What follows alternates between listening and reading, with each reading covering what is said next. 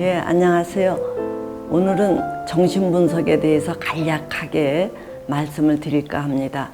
제가 오늘 정신분석에 대해서 말씀드리고자 하는 거는 지금 이제 현대에는 수많은 상담 이론들이 있는데 그러한 이론들이 새롭게 제기될 때마다 정신분석을 공격하면서 제기되는 경향이 있었어요. 그래서 정신분석이 가장 공격을 많이 받았음에도 불구하고 정신분석만큼 세력을 떨치는 상담 이론이 없기 때문에 도대체 정신분석에서 무엇을 주장하고 어떠한 내용을 가졌기에 그렇게 공격을 받았음에도 불구하고 가장 도도한 그 영향을 미치고 있는가 아마 궁금하게 여기실 분들이 많을 것 같아서 잠시 정신분석에 대해서 말씀을 드리고자 합니다. 자, 정신분석은 이제 외부로부터의 새로운 이론이 나올 때마다 공격을 받기는 했습니다만은 그 자체 내에서도 상당히 변화를 모색하고 있는 그런 이론이에요. 초기에 프로이드 시대만 해도 주로 그 프로이드가 이 사람이 갖고 있는 충동, 본능이 어떤 거냐, 즉 어떤 성욕이 강하다든가 또는 공격성이 있다든가 해서 그런 것들을 상세히 기술하는 쪽에 치중을 했었어요. 그래서 프로이드 당시의 정신분석을 우리가 이드 사이칼러지다, 즉 이드에 역점을 둔 사이칼러지다 이렇게 얘기를 해요. 자, 그런데 이제 그 다음 뭐 안나 프로이드라든가 이런 다음 세대에 와서는 우리가 타고난 이드, 본능, 이런 충동이 어떠한 것이든 간에 우리가 사람의 사회적 존재로서 현실과 잘 타협을 하고 주변하고 잘 타협을 하지 않으면 행복해질 수 없다 이렇게 여기기 때문에 그 사람의 타고난 충동이 어떻든 그것을 잘 컨트롤할 수 있는 에고, 자아라는 기능을 우리가 상세히 연구하고 아는 게 중요하다. 그래갖고 이 이드 사이칼러지가 그 후대에 와서는 에고 사이칼러지로 이 비중이 바뀌어요. 그래서 이 에고 사이칼러지에서는 에고가 이제 어떤 기능을 하는 거냐면은 내면의 이드와 투쟁하고 또 외부의 현실과 타협하고 조율하는 그러한 기능을 하는 게 에고예요. 그래서 에고의 여러 가지 기능을 어떻게 발전시킬 건가, 특히 방어 기제를 중심으로 이 에고 사이콜로지가 많이 발달이 돼요.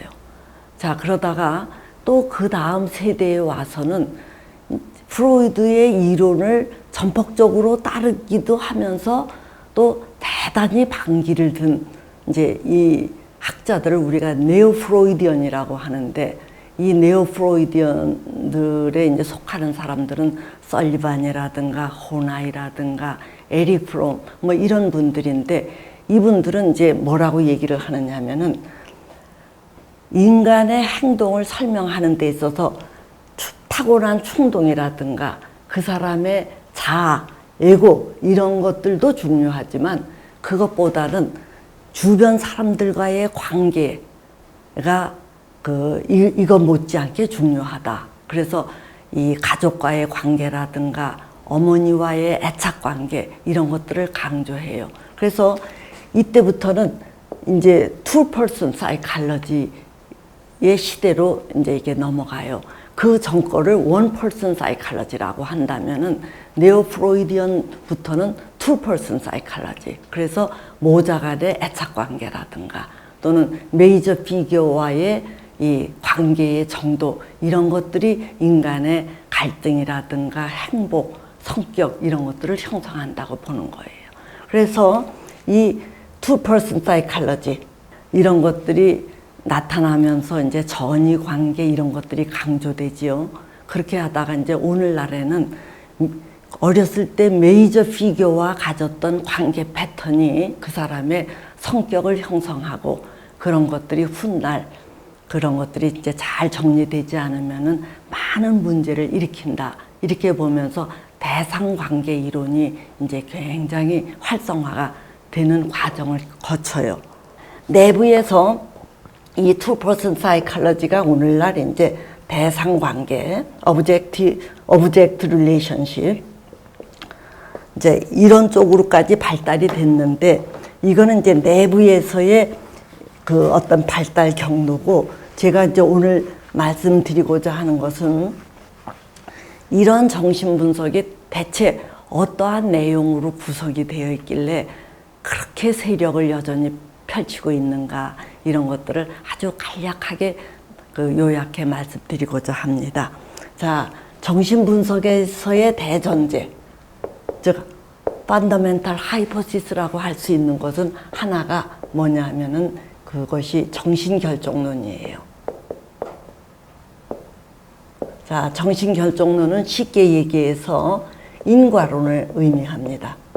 자, 그러니까 어떤 원인 없이 결과가 없다는 얘기예요. 그래서 훗날 펼쳐지는 증상이라든가 여러 가지 성격적 결과는 그러한 어떤 원인 때문에 그렇게 되어진 거다. 이거를 인과관계로 설명을 해요.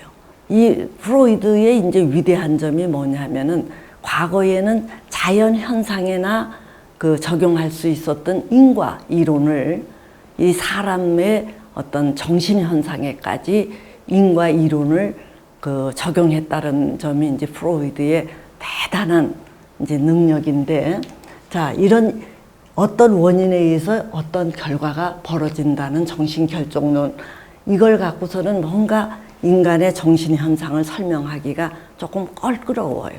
그래서 이것을 보완하기 위해서 추가된 게 무의식적 정신과정이에요.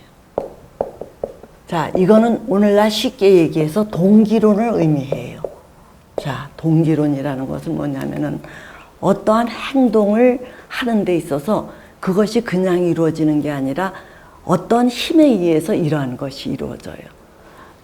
이러한 결과의 배후에는 이러한 원인이 있어요. 또 이러한 원인도 그 선행하는 원인이 있기 때문에 연속선상에서 볼 때는 결과예요. 또 더 밑으로 가면 또 원인 결과로 이렇게 돼 있는데, 문제는 인과론에서 결과는 우리 현실에서 볼 수 있는데 원인은 볼 수가 없어요. 그래서 이게 원인은 거의 무의식화되어 있다는 얘기예요.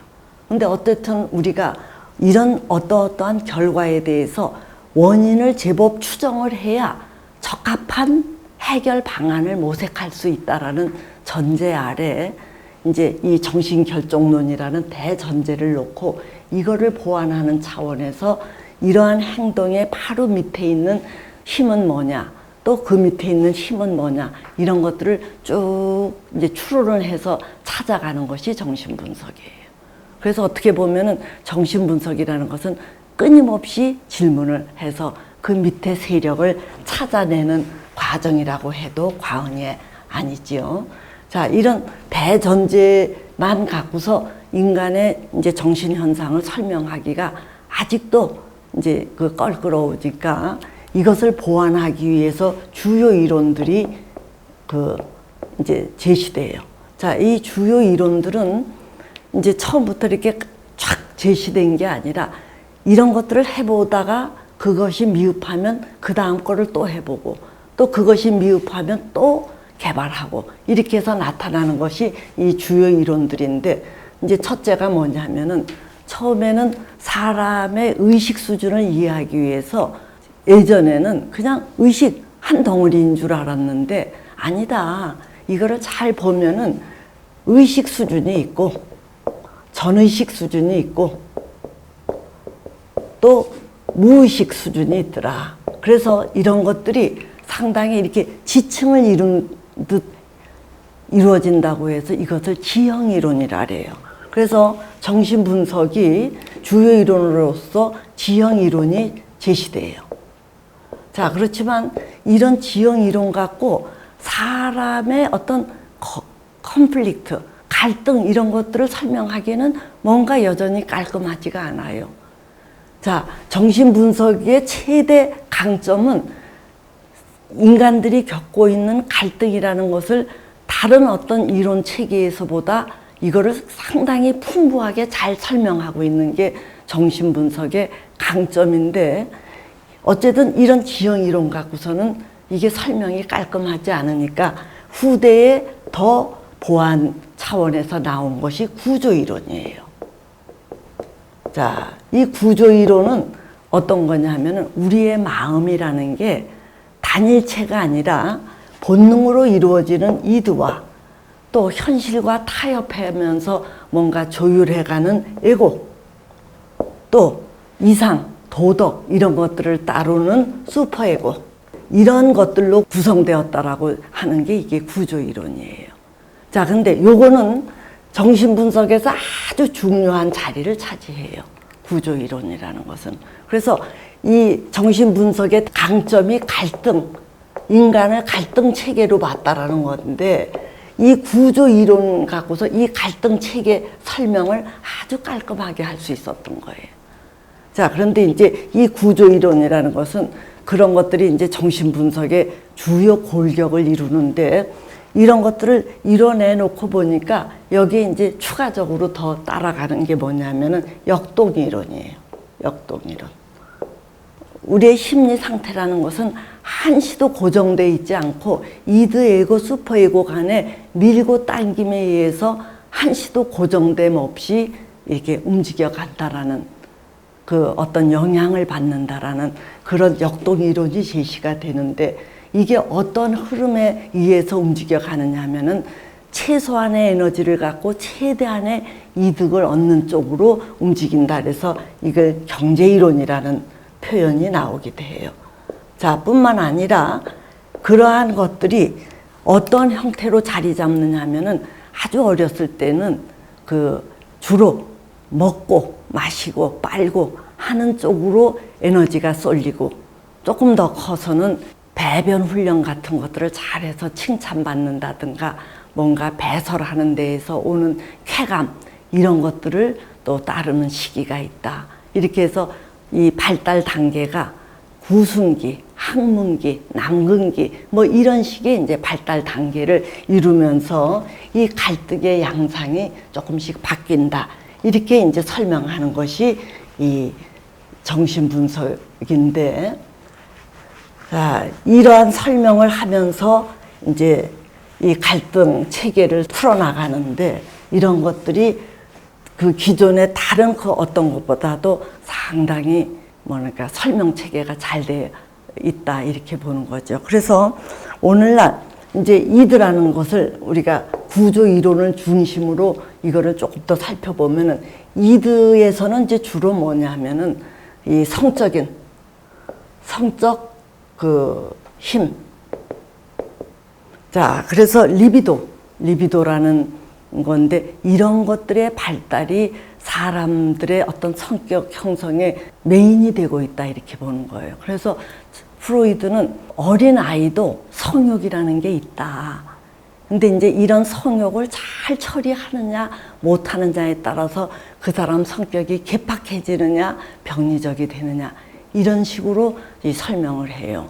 그래서 여러분들이 에디푸스 컴플렉스 이런 이야기 들어보신 적이 있죠? 이제 이거는 뭐냐 하면은, 이드는 처음에는 이제 본능 덩어리인데, 우리가 사회적 존재로서 이 본능만 갖고서는 살 수가 없잖아요. 그러니까 이게 이제 한 6, 7개월, 8개월 정도 되면은 이드에서 현실과 타협하고 현실을 조율하는 에고라는 것이 서서히 생겨나서 2, 3세가 되면은 그거의 완성을 이룬다 그래요. 자, 그래서 처음에는 이드가 자기가 만족하고 충족하는 것을 돕기 위해서 에고가 발생이 되었는데, 문제는 이 에고가 도리어 이들을 컨트롤을 하려고 해요. 그러니까 성적인 힘 또는 뭐 공격성, 이런 이제 이런 것들이 이드의 속성인데, 에고가 그런 것들을 오히려 컨트롤을 하려고 하니까 이드와 에고의 충돌이 일어나지요. 그런 것들이 갈등을 이룬다고 보는 거예요. 자, 그런데 에고의 기능은 뭐냐 하면은, 우선 내면의 이드와 그러니까 내면과 투쟁하는 에고가 있고, 또 외부 현실과 현실의 원리를 따르는 이런 에고가 있어요. 그래서 에고의 이 두 가지 기능이 상당히 중시되는데, 이게 이들을 이기기가 버거우니까 이런 것들이 이제 또 에고가 독특한 하나의 기능으로서 슈퍼 에고를 만들어내요. 그래서 에고와 슈퍼 에고가 결합해서 이들을 이기고자 하지요. 그래서 슈퍼 에고도 또 생겨나서 이건 이상과 뭐 도덕 이제 이런 것들을 따르는 것들인데, 그래서 우리의 정신 세계는 우리가 의식을 하든 끊임없이 이드, 슈퍼 에고 이것 간에 전쟁을 이룰 때 에고가 중심을 잡으면 그나마 안정을 취하고, 슈퍼 에고나 이드가 세력을 떨치면은 그만큼 현실에서 불안해진다, 이렇게 이제 설명을 하지요.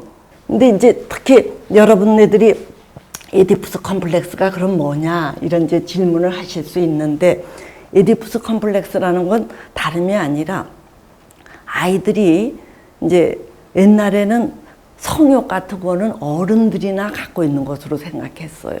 자, 그런데 이제 프로이드는 이게 환자들을 보면서 어린 아이들이 어렸을 때 나타나는 자기 성욕을 이거를 잘 처리 못해서 이상한 노이로제, 히스테리컬한 성격 소유자가 된다, 이렇게 이제 파악을 한 거예요. 자, 그래서 이 사람이 이렇게 쭉 훑어보니까 어린 아이들이 처음에 태어나서는 엄마를 자기가 독점할 수 있는 대상으로 여긴다는 얘기예요. 자, 그런데 어느 날 이렇게 보니까 이제 자기 나이가 3, 4세 이 정도 되어서 보니까 자기보다 더 강력한 아빠가 있다는 얘기예요. 그래서 엄마가 나만 사랑하는 줄 알았더니 자기와 경쟁자로서 아빠가 있다라는 걸 아이들이 느끼고, 이 아버지에 대해서 양가 감정을 갖는다는 얘기예요. 즉 아버지는 어린아이에게 있어서 제2인자거든요. 자기를 충족시켜주는 1인자는 엄마고 아버지는 2인자예요. 자, 그런데 이 2인자인 동시에 자기와 엄마의 애정을 놓고 사랑을 놓고 자기와 경쟁 관계를 벌리는 이 아버지에 대해서 양가 감정을 갖는다는 얘기예요. 그러니까 이 아이가 굉장히 그 아빠에 대한 양가 감정 사이에서 괴로움의 극치를 달리는 게 그게 에디푸스 컴플렉스예요.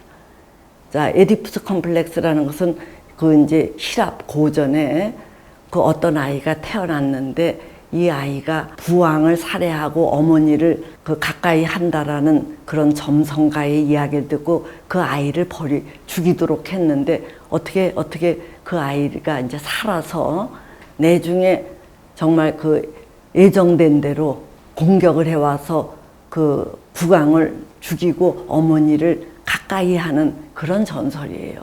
근데 이제 프로이드가 자기가 환자들을 치료해 보니까 거의 많은 이 남자들이 아버지에 대한 양가 감정 이런 것들을 심하게 겪었다라는 걸 알아요. 자, 그런데 이제 이 꼬마들이 4, 5세 때 아버지에 대한 그 양가 감정으로 극단적으로 괴로움에 처해 있는데, 이때 또 살아남기 위해서 어떠한 메커니즘을 발달시키느냐면, 자, 아버지와의 경쟁은 아직 힘이 딸리니까 훗날 하기로 하고, 지금은 나도 아버지처럼 빨리빨리 멋있게 커서 이 어머니의 사랑을 받자 하는 식으로 아버지에 대한 미움을 탁 접고, 오히려 아버지의 걸음마를 흉내낸다든가 아버지의 태도를 모방하려고 한다든가 하면서 그 극단적인 그 갈등 상황을 극복하는 것을 우리가 에디푸스 컴플렉스기라고 하는데, 이러한 것들을 이제 프로이드가 얘기를 한 거지요. 그래서 프로이드의 이론의 특징은, 다시 말씀을 드리면, 자연과학에나 적용할 수 있었던 인과 이론을 인간의 정신현상에 적용했다라는 것.